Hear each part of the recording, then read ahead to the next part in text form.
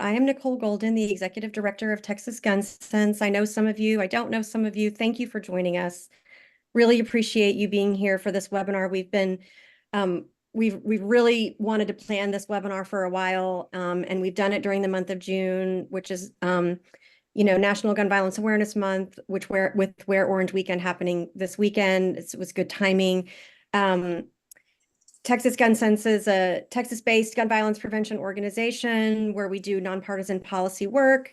And tonight is dedicated to sharing the stories of survivors and victims of gun violence through their own words and experiences, and how they've turned their pain into action as advocates.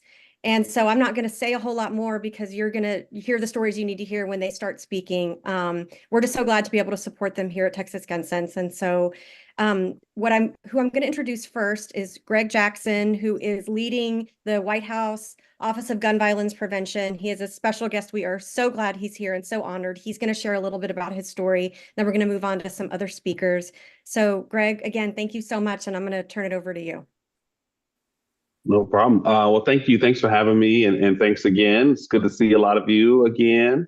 I feel like I belong in Texas nowadays. So it's a pleasure to be here.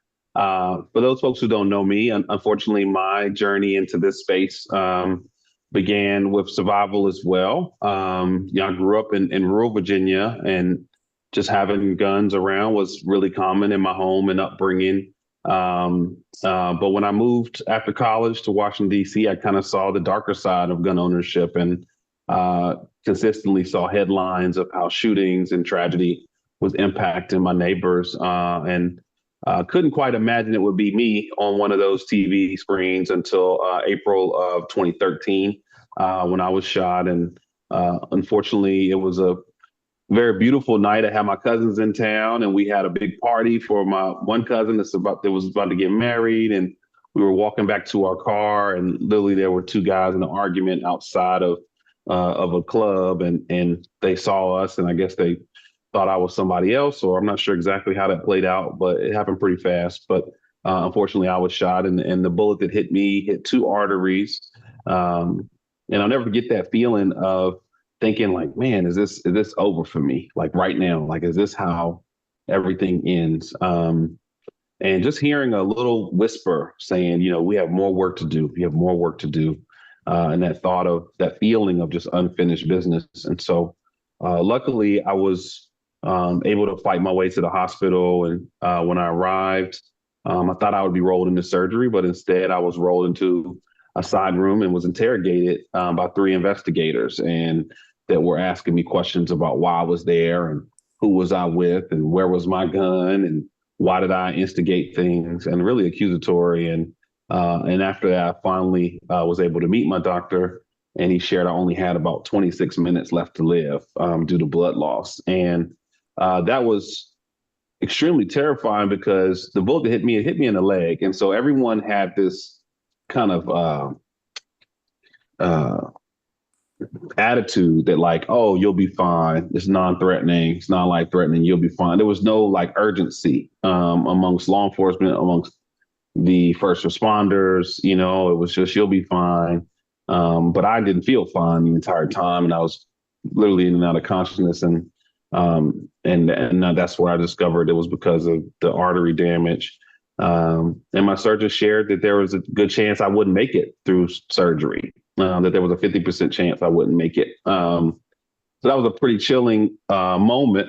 But I just threw my prayers up and said, let's go, let's hurry up. And we don't have a lot of time, let's get to it. And so luckily I made it through surgery. They didn't have to amputate. They said they may have to amputate at one point. They did not have to amputate, thankfully. But I had to go through 6 different surgeries due to different complications with my recovery, and wound up bedridden and really having to move back in with my parents for 6 months while I recovered. And so that was an extremely hard time.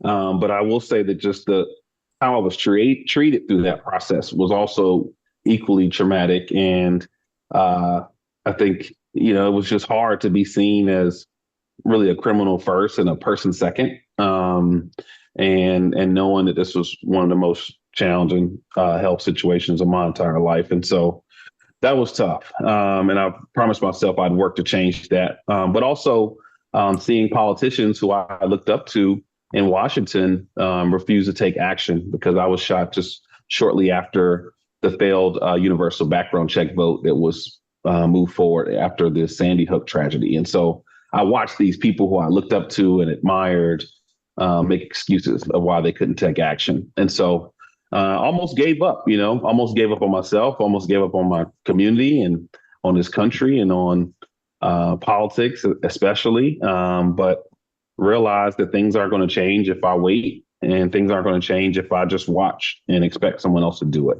So when I got back on my feet, literally, that's when I started to just share my story like I'm doing with you today. And I'm sure like the other survivors here will share as well. But then trying to figure out how do I put pressure on those who can make decisions, and just like I'm sure everyone on this call is doing. And that was my beginning. And I never would have thought, 11 years later, that activism, that sharing my story, but also sharing my ideas would lead to the creation of this White House Office of Gun Violence Prevention. Never would have thought that activism would have led to creating the first bill in 30 years to address gun violence. Never would have thought that activism would have moved $30 billion into community violence intervention and public safety strategies. Never would have imagined that activism would have made gun trafficking a federal offense and taken 500 traffickers. Never would have imagined that speaking up would have changed how guns are exported to the world and banned the exports to 36 countries. Never would have imagined that activism would have shut down 423 gun stores that have caused violations. But most importantly, just never would have imagined that my survival could have helped save other folks' lives. And so I'm just thankful to be here physically and as an activist and as a part of this broader community. And just so proud of the fellow survivors that are sharing today. Just thank you for stepping up and turning your pain to purpose. And while it's not a community I would have volunteered to be a part of, there's never a day that passes that I'm not appreciative of your courage. And you all keep us motivated.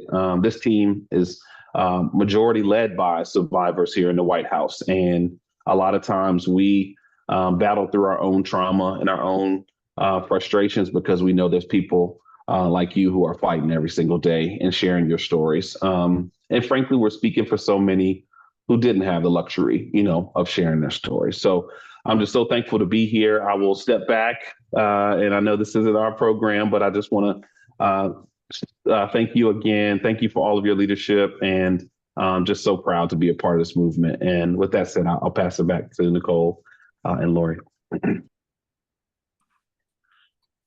Well, I'll jump in. Thank you, Greg, so much for joining us tonight. It's a real honor to have someone from the White House here with us tonight, sharing, his personal commitment to saving lives and interrupting and reducing gun violence, but also representing, frankly, the president's commitment to saving lives and interrupting the cycle of violence that we see too often in too many communities and too many places and spaces.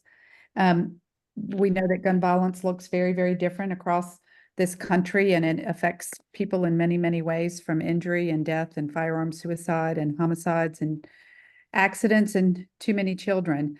My personal story is my then 19-year-old daughter was shot and injured at Virginia Tech in that massacre where 32 others were shot and killed, classmates, other students, staff, and professors.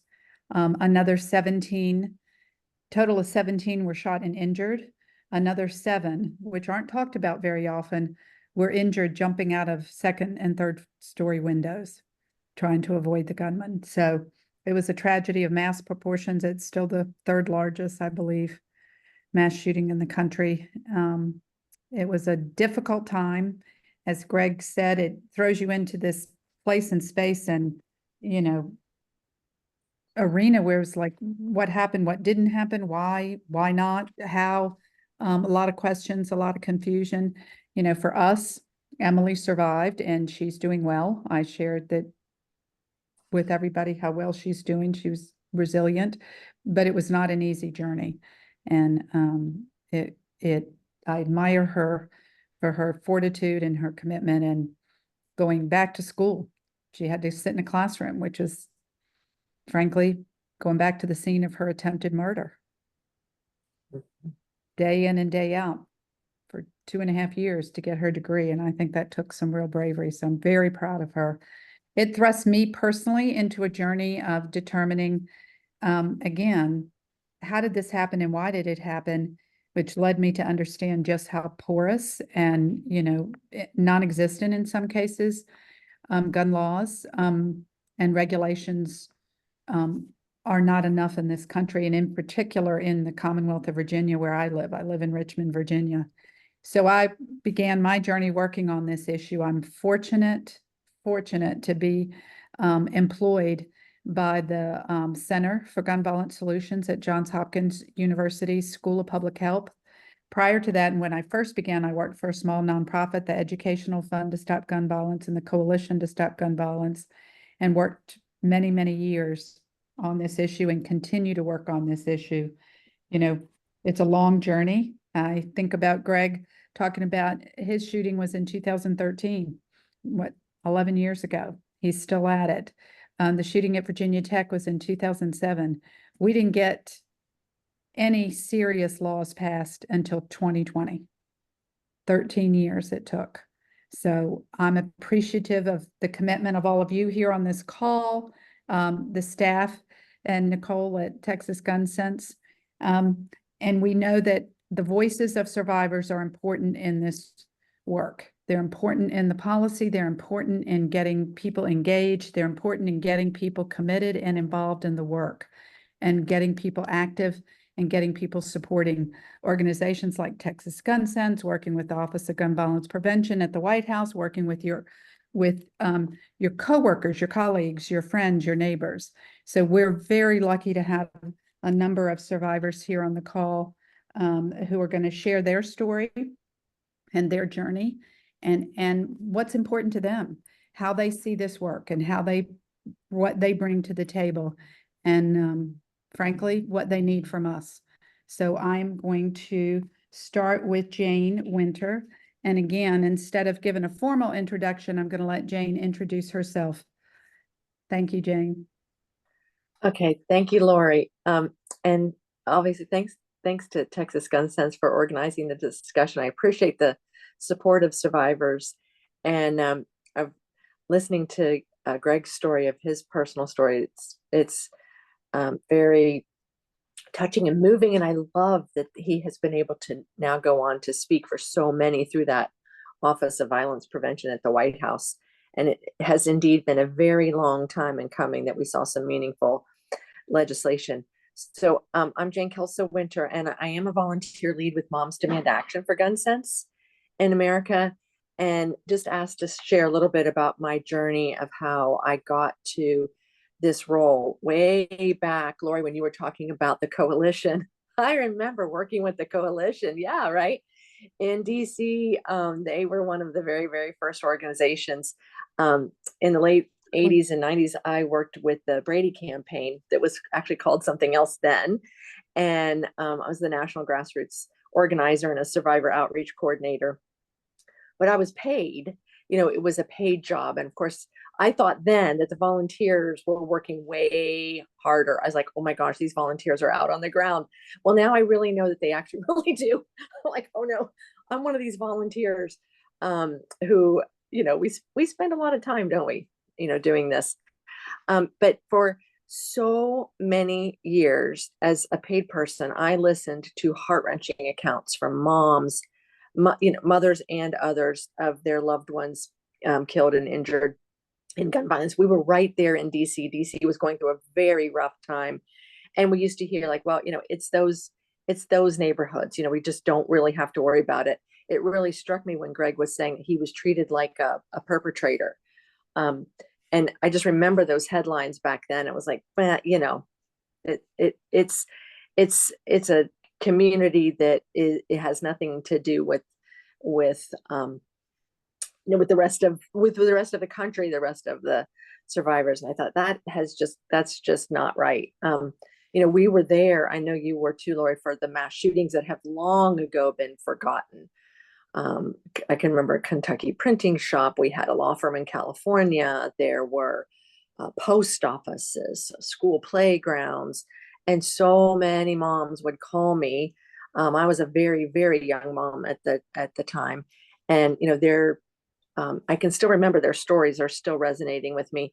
Their kid had been unintentionally shot by a friend in their house, or the cousin had been shot in a stray bullet with a drive-by shooting. Their daughter had been killed by a jealous partner. Often something will happen on the TV and it will bring one of those stories to mind. I still remember a lot of the names. I'm still in touch with a lot of them, actually.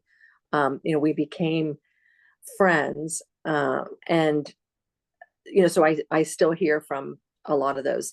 But during that time, we did pass the Brady Bill, right? We had the cooling off period, and it was the beginning of what is now the instant background check system, but it was the beginning of conducting background checks on handgun sales. And then we also passed the assault weapons ban, which was quite effective until under President George W. Bush, it was allowed to sunset.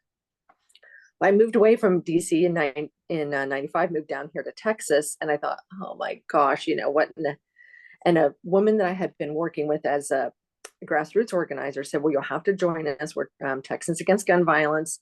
And so I got involved with them, and we did, the same work down here on the ground as a volunteer. And then we moved to Canada, and Canada was a breath of fresh air. I was like, there really isn't this issue up here. They don't have mass shooting. They don't have school shootings. They just don't have that. People don't. It was so different. And I finally understood what some of these people were talking about, that in other countries, they don't deal with this. And I don't think people here realize this, what kind of fear and every day that we live in with this gun violence. And like Greg, I never thought I would actually become a survivor of gun violence myself. My son was a junior at the University of Houston, and in 2010, he had bought a gun I think he thought he needed it for self-protection. Of course, his mom had always been preaching against that, but he used it against himself, in a very challenging time, pretty rough day. And, one of my stories is always if he'd had a trigger lock on it, if he had the ammunition stored separately, if it had been, he wouldn't have had such easy access to it. Just that little bit of time might have made a big difference, and he would still be here with us. And not through my work with Moms Demand Action, but actually on socially, I have a couple friends here who have had the same stories. So, if I know too, just in my little circle, but firearms are the leading cause. We all know that they're the leading cause of death for children and teens. And, Black parents have known this for a long time. They're very disproportionately affected. We have the luxury of thinking that we won't be a survivor, but Black families that we talk, they just really don't have that luxury, do they? They just don't have, they have to have a talk about police interactions and things like that. So I just, anymore, nobody has a luxury, but really our marginalized communities really have known this for years and years and years. And then of course it's Pride Month. So we're celebrating the LGBTQ community, and they are also at a far higher risk of gun violence and at great risk for suicide. So we have to be outspoken as allies for them. Our gay and trans friends are under attack. So this is the 8th year for the Pulse nightclub coming up next week.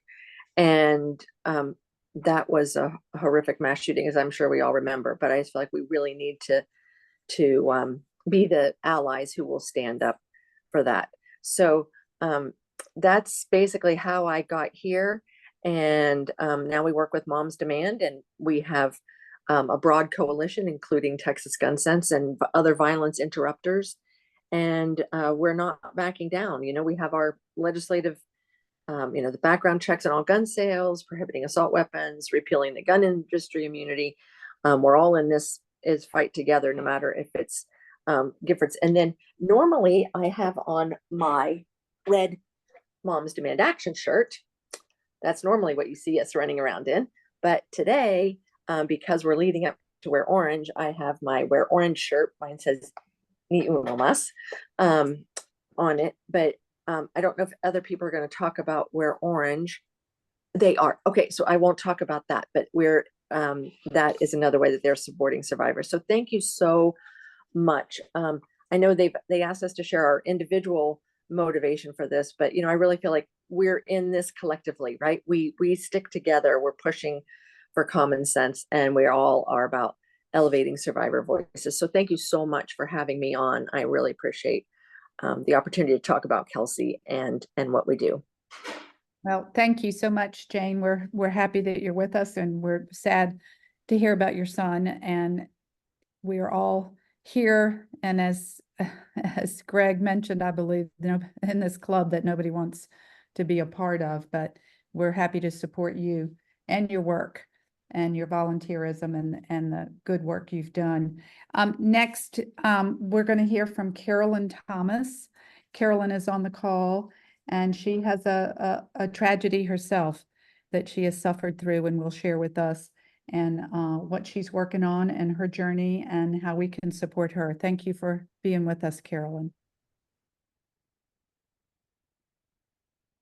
Thank you so much for having me. My name is Carolyn Thomas, and it's an absolute honor to be on this panel with everyone today and in support of Texas Gun Sense. My journey with gun violence started, maybe it was 20 years ago, December the 5th of last year. So December the 5th of 2003, my ex-abusive boyfriend had been in prison for about 3 years. He got out in October of 2003. By December the 5th of 2003, he had shot me in the face at point blank range. He shot my mother in the abdomen area first. She did succumb to her injuries. At that time, the police and EMTs were all on the scene. Thanks goodness for my neighbor downstairs, because she called 911 to get everybody there. And so an argument ensued about us not being together and about him getting a job or getting some kind of training. That didn't go well. Somewhere in between that, our conversation and him leaving, he went and smoked a drug which is known on the streets as wet. Wet is embalming fluid and marijuana mixed together. And so I guess that kind of just agitated him to do what he had been saying he was going to do for years, which was kill me if I tried to leave him. And so that's kind of what was going on that night. There was a 45 Magnum that he had left, and it was actually just in a shoebox in my closet. When the argument and the tussling started, I bumped into the closet, the gun fell down, and of course she shot my mom first, took me in the living room, shot me point blank range. I ended up losing my right eye, my top lip, the most portion of the left side of my face. With the shooting, the police officers, when they first came in, their job is to secure the area to make sure the perpetrator's not in there. As one of the officers stepped over me, I did grab his ankle to let him know that I was alive. They kind of shocked him, and he then reached for his weapon. Thanks goodness that he did not, fire it. My mother tried to go get help. She ended up collapsing in the corridor of the apartments, which is where the EMTs found her. her main concern, they told me, is that she said to go see about my daughter. So I spent 6 months in rehab after getting out of rehab and going through a little bit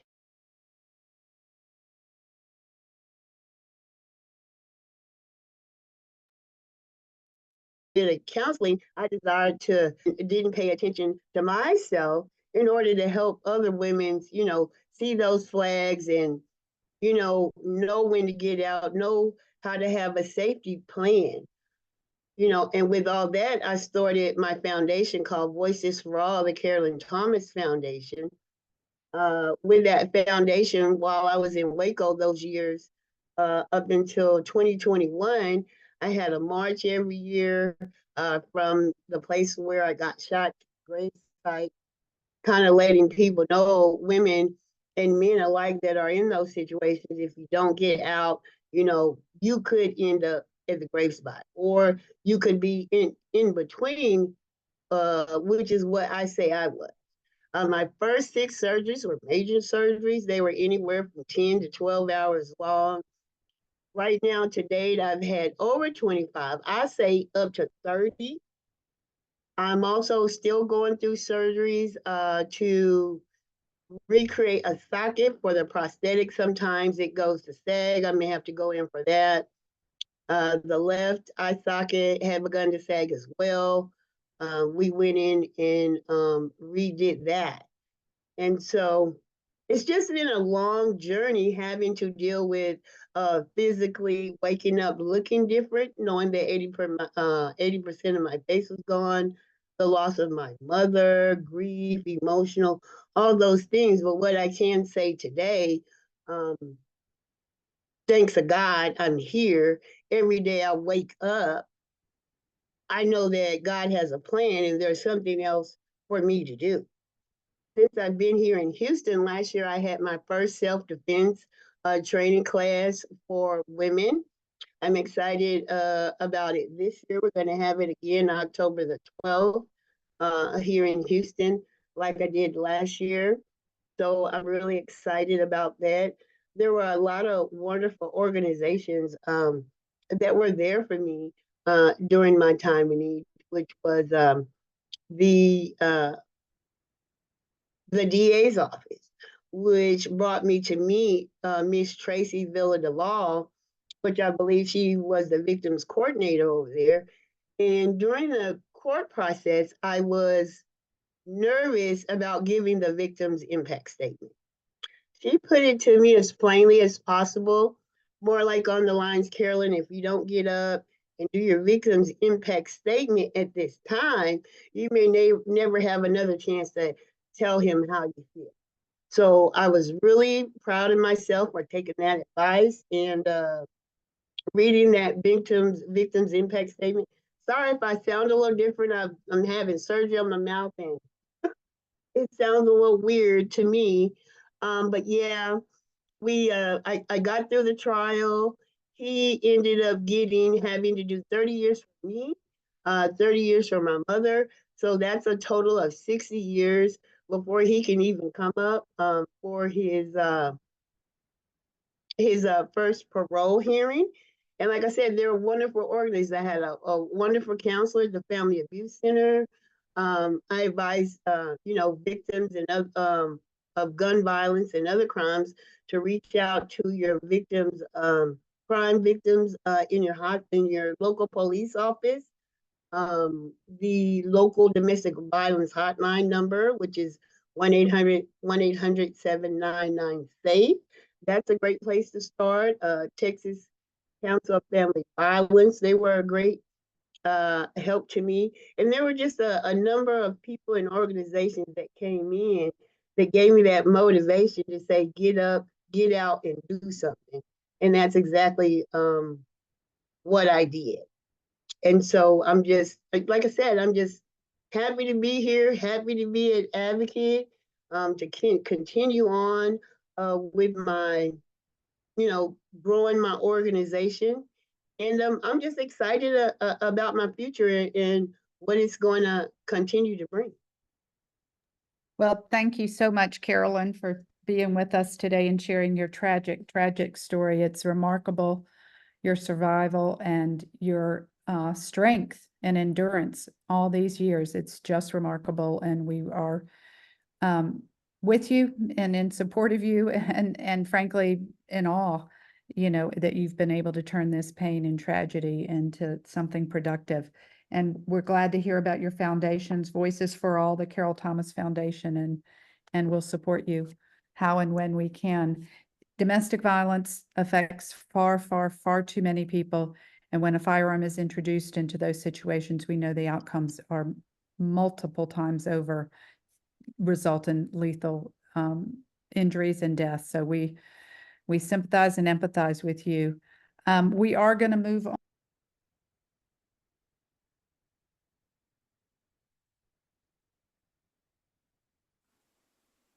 Lori, did you get muted? Yeah, sorry about that. We are going to move on to our next speaker. And again, we'll have some questions and Q&A time at the end. So perhaps we'll hear back from Carolyn and Jane. But now we'd like to hear from Dr. Angel Doerr. Dr. Doerr is with us today on the call, and we appreciate you being here this evening and joining us to tell us about your story and your journey and how we can support you and your work.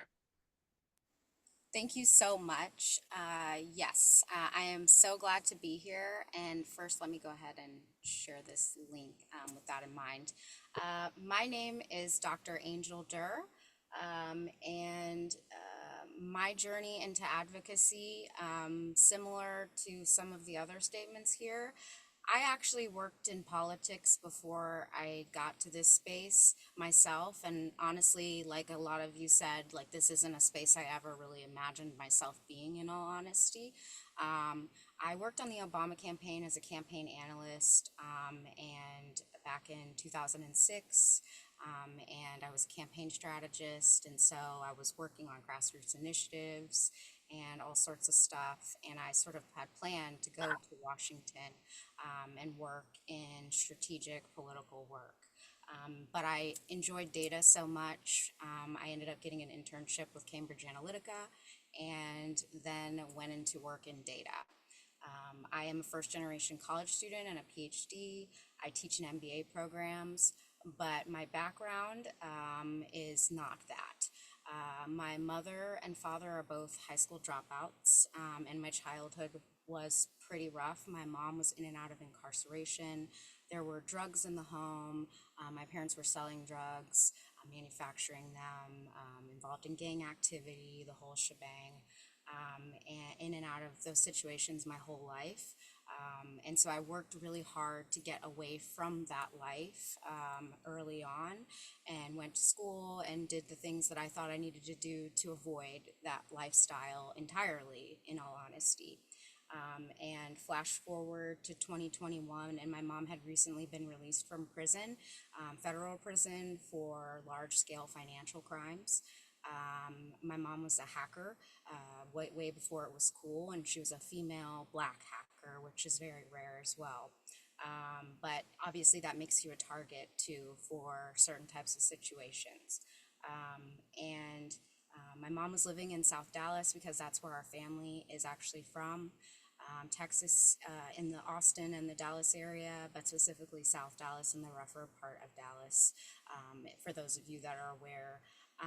And on April 21st or 25th, 2021, it was about 11 o'clock at night, and she was walking to the gas station by her apartment complex, and she was shot in the face, in the head, point blank range, and the perpetrator took off, but there was like a car takeover happening, essentially, at the time. And so the roads were all blocked, but the police were already on site. And similar to what was already said, my brother and sister were living with her. They're 18. They were the first to arrive to the scene. They got there at the same time as the police, and the police let someone pull a knife on my little brother because he asked people to stop taking photos and videos of my mom's body at the situation. And so it was very traumatic for not only me as the person who had to then go ID her body after the fact, but for my siblings as well. And so I have PTSD, CPTSD now, and they do as well. I had to leave work. I had to basically uproot my entire life, and I had to get a gun, and I had to do all these things that I had worked really hard to separate myself from as someone who is a first generation college student and was sold this, narrative that that's going to fix everything in your life. And I found that that was really far from the truth. And I was now being treated like a criminal, despite the fact that I had worked so hard to get to where I was. We are now 3 years out and we have no suspects. We have nothing. There's a video of the crime as it's happening, but because my mom is Black and poor and former incarcerated woman, there's been little to nothing done. We've got finally some good news on the case because they are finally able to get a tracking tool to use on her phone. So we're really hopeful that there will be some leads in the investigation happening very shortly. But that was because I was doing the legwork, constantly reaching out to the detective and pushing really as someone who works in data to understand why there wasn't more being done from a technological standpoint to investigate this if we have a video. So that's where I'm at, and I have a daughter, and she is obviously dealing with this as well. And now advocacy is obviously a big part of my life. But again, I never expected to be here. And shortly after, I kind of went back to just teaching because I was so overwhelmed and burnt out. And then I was working at the University of Nevada, and they had a shooting. And so it also kind of starts to follow you at a certain point, which I've also heard from some of you. And once you're here, it's kind of hard to escape it. And so every day is definitely a struggle. And I have a service dog that I take with me to work because even just going out in public now, I have panic attacks and the whole shebang because I'm always worried. And when I see those kind of cars that, people are following me or whatever. And so that's where I'm at. And I wrote an article for the organization as well that talks a little bit about my journey, and I shared that as a link in the chat. But I'd really like to see, more done for the people who have to kind of go on after the fact, after these really crazy things happen. I mean, we got no money from the Victims Compensation Fund. We got no support whatsoever, pretty much from anybody. And I was just really appalled by how little and few resources there are for people in this situation. And especially after kind of having a complete nervous breakdown, just seeing, the very few resources that exist has really motivated me to get back into politics and really try to do whatever I can do, especially with my background in data, to really kind of drive this conversation further along. So that's me. Thank you, Dr. Durr. We appreciate you sharing your story and this difficult journey.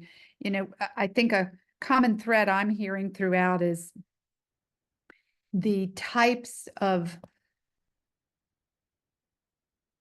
frankly, treatment that people receive after they've been victimized by gun violence, whether they've been shot themselves or their family members been shot or their loved ones been killed, and what the systems don't provide for those who survive, what they're missing, and what is left out of the equation. Gun violence affects the nucleus of a family, and then it affects their neighbors, and it affects perhaps their coworkers or their schoolmates or their college mates and their extended communities. And I think as a country, we have been remiss in our support for victims and victim services and wraparound services and those kinds of things. I'll pose a question, Dr. Durr. Do you see any opportunity? Are you in Texas? Are you living in Texas now? I live in Dallas still. In Dallas, do you see any changes afoot that would address that kind of services and awareness that people who are directly affected by gun violence and their families and their communities needs these kind of support mechanism or services. Are you seeing any movement in that arena? The only movement I'm seeing is if you did have a gun violence situation at a business, obviously you're going to get a lot more support because the business has an insurance policy and so they want that money. And so what I will say is that, you know, if you're one of the people lucky enough to have a gun violence situation that takes place in, you know, a business or on the grounds of a business, you're kind of in a better situation because you will get, you know, attention from lawyers and things like that, just because of the fact that a business is involved and they are bonded and insured generally. If you're one of those people that's not in that situation, it's really hard. They are finally starting to put cameras in some of these specific areas where there's little surveillance as well, and they're leaning into artificial intelligence with that in mind, which is, you know, both good and bad, obviously. But there's still a huge issue as far as over policing and under policing within the city. And so that really kind of feeds everything else. And there's very, very few, if any, organizations here within the DFW Metroplex that actually focus specifically on victims of crime. There's, you know, nonprofits that help people out when they need them. But as crime victims, it's a completely different, you know, ball game. You can get things like, you know, free therapy through some of the universities and stuff like that. But I had to lean on to things like clinical trials and stuff in order to just get some of these treatments for PTSD, because it's definitely still something that they're really still understanding. Like, one of the things I learned was that your body doesn't know the difference between you being shot and, you know, someone else being shot when you experience these kind of things. And so the fact that I saw my mom in that state, my brain doesn't know that that wasn't me, you know. And so those things, like being able to try some of those really cutting edge therapies to, you know, reprogram my mind was very valuable. But they were things that I had to kind of get creative and seek out, because I had to keep trying different things because there just wasn't any support. And I really had to kind of be my own support system and just keep pushing and keep trying things, because I just kept hitting so many roadblocks, in all honesty. Mhm. Thank you. That makes me sad. I do know that one of the things we're working on in Virginia, in the Commonwealth here, is trying to identify a consistent source of funding and a reliable source of funding for certain services, you know, violence interruption services, hospital-based violence interruption services, and frankly, finding funds for victims of crimes, those, so that they get these services. Greg, I see you have your hand raised. I hope you'll speak to this. And secondly, I hope you'll speak to the question in the chat specifically that's asking, what does the Second Amendment mean to you, Greg? I know what it means to me, and I may comment afterwards, but we're going to hear from Greg. Thank you for staying on the call. Yeah. So I think the first thing is on victims' compensation. Our office has been working with Department of Justice on researching what's happening across the country. And to be frank, we have seen a lot of bias, and we've seen a lot of people turned away that should have received victims' compensation. But that's why in February, we actually proposed a new rule or update to the Crime Victims Fund nationwide. And in that new proposed rule, there's some really major changes that we're exploring. One is making sure that people are not denied because of previous criminal history that has nothing to do with the actual incident. Ensuring that people are not denied based on immigration status, clarifying what it means to contribute to the actual incident, because that has been a very broad term that we've seen kind of used in interesting ways. For example, one person was hit by a car when they were running from a shooting, and they were denied because jaywalking was considered a contributing behavior. But we know that if a shooting's happening, no one's looking for a crosswalk, for example. We're also proposed making it mandatory that mental health care be included, regardless of your state policy. So any type of mental health needs.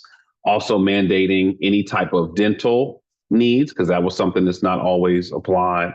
And then the other big thing, major things, is expanding the time of which you can apply for. We found, especially in places like Uvalde, it took months before people were even ready to even think about financial compensation. So those are some of the proposed changes. We had an open comment period until April 5th of this year. We got 3,815 comments. I would say 3,790 of them were supportive. And so now the Department of Justice is going through the final phase of review, and we are hoping to announce some of these changes very, very soon. So we know that each state has unique challenges, and we know different counties and cities, unfortunately, have not implemented this well as far as crime victims compensation. So hopefully this will all change it. And you'll also see that in the president's budget for this year, he proposed adding $7.3 billion to the Crime Victims Fund, knowing that the need is real and that a lot of states are frankly just running out of dollars, even when folks are accepted. So it's definitely front of mind. And personally, it's a big deal, but I appreciate you all elevating it. And we know it's a challenge for too many people. As far as the question on the Second Amendment, I think there are a lot of explosive debates on that. This office is not anti-gun. I grew up in a gun-owning household. My dad had 26 guns. I owned my great-grandfather's rifle, and I think that is not really the purpose of this office, nor is it the goal of the administration. The president said many a times he's a believer in the Second Amendment, but the goal really for us is to prevent this loss of life from gun violence, and recognizing that it is real, with over 140,000 people shot every year, for this now being the number one cause of death for all youth in America. We're no longer debating, whether it's someone's right to own a gun. Right now, we're trying to figure out, is it important for someone to have the right to live in a safe country? And we've lost sight of that in too many communities. So I will just say that the stance of this administration is pro Second Amendment, but also pro gun violence prevention, and doing all we can to reduce this crisis, to get guns out of the hands of those in crisis, to make sure that illegal firearms are not as rampant as they are, but most importantly, make the necessary steps to shift behavior so that these violent incidents don't occur like the 4 we talked about, or 5 we talked about today. So, but thank you. Thanks, Lori. Yeah, thank you, Greg. Can you clarify the funding mechanism from the federal government to the states? Is that VOCA? What is typically referred to as VOCA, the Victims of Crime Act? Yep, that's VOCA. Yep. So I just wanted to make certain that I understand it and had a clear understanding. And that's what I was talking about in the chat too, because somebody asked a question. I was specifically talking about those funds as well. Yeah, and I'm sorry, I can't see the chat because of White House rules, so I can't follow along. But I think so. Feel free to let me know. Well, somebody had asked about it, about like if the state was underfunded as far as victim resources, and I just mentioned that like all the states get funding through like this mechanism from the government, but I don't know if I've heard it's not unique to Texas, but they really kind of go out of their way to keep those funds, because if they don't spend them, they get to use them as discretionary later on down the road. So those funds really they go out of their way to make you jump through hoops as far as actually getting the access to them, at least in Texas. And I'll just say most states, we're not necessarily seeing that. We're seeing a lot of states just run out of money, to be honest, probably the bigger challenge. So in 2021, the president implemented the VOCA fix, which added a few more dollars, but we're really trying to build it up because some states are running out fast. Like Illinois, I think, is already about to run out, and the year hasn't even hit the halfway point. So, but I don't know. Texas does a lot of strange things, so I take your word for it. Yeah, it's a Texas thing. That's what I was thinking too. Yeah, I suspect you're correct. More than correct, Dr. Durr. Well, I know in Virginia we have some nonprofits and different issue-based orgs. I won't say fighting over the money, but really raising their hand to get, their piece of the pie. And it is very difficult to debate and determine, do the monies go to victims of domestic violence or victims of neighborhood violence or victims of firearm homicide and firearm suicide, and where do they go, and those sort of things. So we're grateful that you and the White House and the Office of Gun Violence Prevention there are thinking hard about this, because we do need more services and wraparound. I don't know if Nicole wants to comment, but I just would like to say one thing with regard to the Second Amendment. The current interpretation by those on the far right, gun extremists, if you will, is not something I personally can support. If the interpretation is any gun carried anywhere by any person with no regulations, I find that faulty. I find that is one of the reasons why we're having increases in gun violence day to day across this country, across most states. You know, firearm homicides are on the increase. Firearm suicides are not decreasing. As a matter of fact, recent data shows that firearm suicide among Black youth is on the rise. And that is troubling. And as we all know, that firearms are the #1 killer of children in this country. And the notion that we can't have laws that require you to lock up your firearm when children are present is just morally, repugnant, and that we can't do a better job to keep our children and our families safe. Nicole, I don't see any other questions in the chat, but I might have missed one, but I don't know if others have any questions. I didn't know, Carolyn or Jane, if you had one or two sentences final, or if we should turn it over to Nicole. Lori, I'll just say, I think you got the questions. We slated this till 6:15 if the time was needed, to be sure that all of our speakers got the chance to share what they wanted to share and things like that. If everyone can stay on with us, great. I think you got the questions out of the chat. So if there was anything else that Carolyn or Jane or Angel or you, Lori, wanted to share, that, to send the message to our supporters who were here about kind of how you've turned your pain into action, anything else you want to share. I'm just going to kind of leave it open to do so. Yeah, I think one thing I'll share is, there is an opportunity to use your voice in many, many places. You can use your voice on social media. You can use your voice by writing letters to the editor. You can use your voice by writing op-eds. You can use your voice at your book club. You can use your voice, at the grocery store. You see an article on a newspaper, you're standing in line and saying, hey, I just really think we should lock up our guns. Why are children dying from firearm, deaths when we clearly can do a better job? We can just lock them up. So I just encourage everyone to use your voice in any circumstance you find yourself in. You can write letters to your lawmakers, you can participate in events like this. You can support Texas Gun Sense. These nonprofits do hard work. It's a big lift, and they need our dollars and they need our resources so that they can continue to have advocacy events, educational events, work on legislation during the session when that comes around, and protect you and your family. So that's my comment. I didn't know if, again, Carolyn or Angel or Jane had a last word. Jane's hand is up, and then there was another question in the chat. So Jane, why don't you go ahead and share, and then other speakers, please do, and then we'll try to get to your question, Kelly. My little just sort of short ending thing is I wanted to mention that since we're all in this coalition together, that this coming weekend is Wear Orange Weekend. And so don't forget to wear your orange and put out on social media with the hashtag Wear Orange, and put the city and state that you're in and why you participate. Maybe you're a survivor, maybe you're just supporting survivors. And we're hoping to get Wear Orange trending this weekend. That was it. Thank you so much. And the only thing I'll say, because the question was talking points or strategies that are useful when trying to get people on board with creating change when it comes to gun ownership and gun violence. The question says, I'm told that real change will never happen.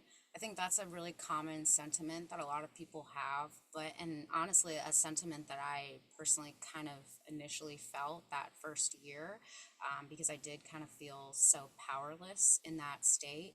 But what I will say is that I think if you focus on, like big overarching type of things, it's a lot harder to kind of see an ending sight, because this is a huge problem. It's multifaceted.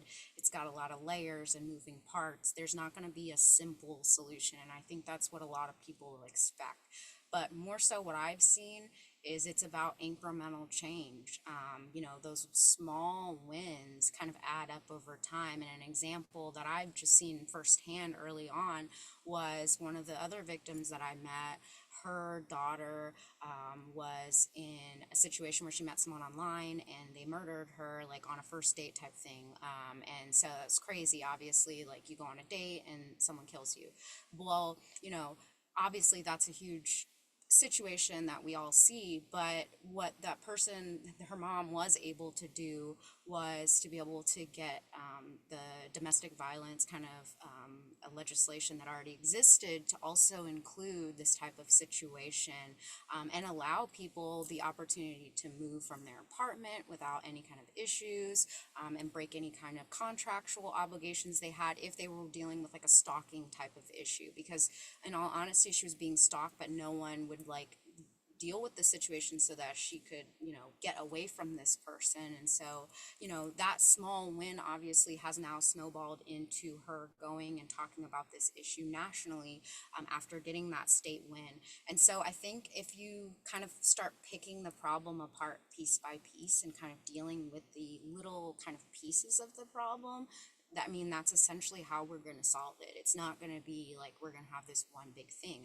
We make guns. That's what we're kind of known for all around the world. So they're going to be a part of our lives, whether we like it or not. But if we can start to pick apart these pieces of the problem, I think that's how we'll make a real solution. Thank you so much, Angel. You're absolutely correct. It is, every little bit helps, and sometimes we just need to change what's closest to us, and it will, mushroom in its own way. Carolyn, did you have anything that you wanted to share with us before we close our call?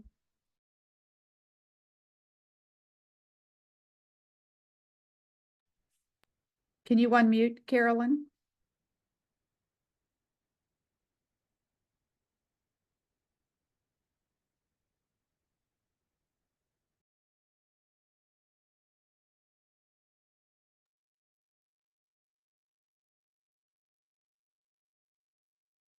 Sorry about that. I have low vision, so it's a struggle sometimes. Yes, we appreciate it. We can hear you now. Okay, but I do think a lot of the gun laws should be changed. I'm totally all for that, and the age limit and all those things. I really think a lot of, like they said earlier, a lot of organizations, need more money into them, like the crime victims compensation. I agree with that. They were also there as a help for me during my time of trouble. And I'm on all platforms: Instagram, TikTok, Facebook. Actually, I'll be doing a live today on Facebook and Instagram tomorrow regarding gun violence. Thank you. We'll look for you. Well, I'm honored and humbled to be a part of this conversation tonight with all of you, with the survivors who have shared their stories, with Greg Jackson from the Office of the White House Gun Violence Prevention. It's amazing that we have that kind of commitment from the top. Yeah. It's going to make a difference. The wheels do turn slowly sometimes, but as Dr. Durr said, incremental, we want change. And we're expecting change, and we're going to get it. It may be incremental or more slow than we want, but you've had some wins in Texas already, and it's amazing in a state like Texas. It's amazing the work that's being done there on the ground and with the leadership from Texas Gun Sense. So I'm just going to say thank you for having me. I'm glad to participate in this call. I have a vested interest in Texas. My son and daughter-in-law live just south of Austin. So I get to Texas occasionally, and I look forward to being there again soon. So thank you for having me, Nicole. Thank you, Jesse, for your hard work in putting this together. Thank you, Lori. You were a wonderful moderator. I always love to work with you and Johns Hopkins, and to our speakers too. Just thank you so much. One of our goals, and I hope it showed tonight, is that we really want to highlight the stories of survivors, and particularly the stories that don't always get told, that you won't catch in the media, that frankly, there's so many of them. How can you? But those stories deserve more attention. And one of our goals at Yeah. Texas Gun Sense has been to highlight those. So thank you for allowing us to do that, and for honoring your experiences and your loved ones with action. And I really hope that we can continue to work together, and know that we will. Thanks to everyone who listened tonight too. Appreciate you. Good night, everybody. Thank Good you. night. Good night. Bye-bye.